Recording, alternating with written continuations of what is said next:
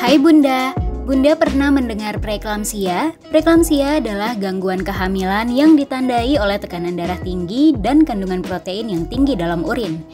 Jika tidak tertangani dengan baik, kondisi ini bisa berakibat fatal, hingga menyebabkan kematian pada bunda hamil ataupun janin. Lalu apa saja tanda-tanda dan faktor risiko preeklamsia? Seperti kita tahu, preeklamsi adalah sindrom atau keracunan pada kehamilan. Dan ini akan menyebabkan kematian pada ibu maupun bisa juga kepada janin. Sehingga pada penyakit ini harus segera diperhatikan. Memang pada preeklamsi adalah penyebab nomor 1 pada ibu hamil di Indonesia. Oleh karena itu kita harus mengenali preeklamsi ini. Apa sih memang tanda-tanda preeklamsi ini? 1 adalah hipertensi. Hipertensi maksudnya adalah tekanan darahnya lebih dari 140/90 atau yang lebih parahnya adalah di atas 160/110 mm air raksa atau mm Hg.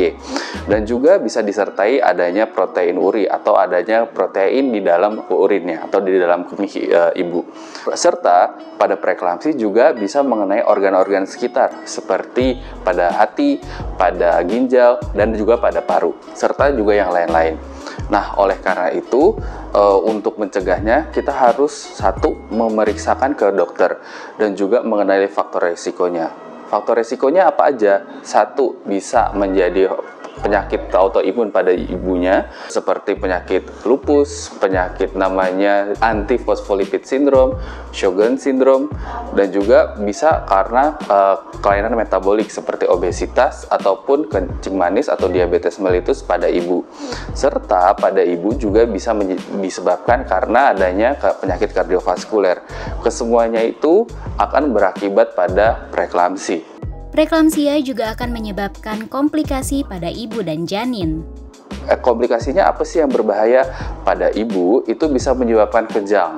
Nah, pada kejang itu yang akan bisa menyebabkan kematian pada ibu. Dan juga kalau toh tidak terjadi kematian, bisa mengakibatkan ibu harus dirawat di ICU, sehingga itu akan memperpanjang masa perawatan di rumah sakit. Selain itu ada juga namanya penyakit yang namanya sindrom HELLP atau hemolytic elevated liver enzyme dan trombositopenia. Apa sih maksudnya? Hemolitik itu adalah sel darah merahnya pecah, sedangkan elevated liver enzyme artinya ada gangguan di dalam hatinya. Dan juga trombositopenia itu adalah gangguan pembekuan darah, sehingga itu akan berbahaya pada ibunya dan juga mengakibatkan kematian.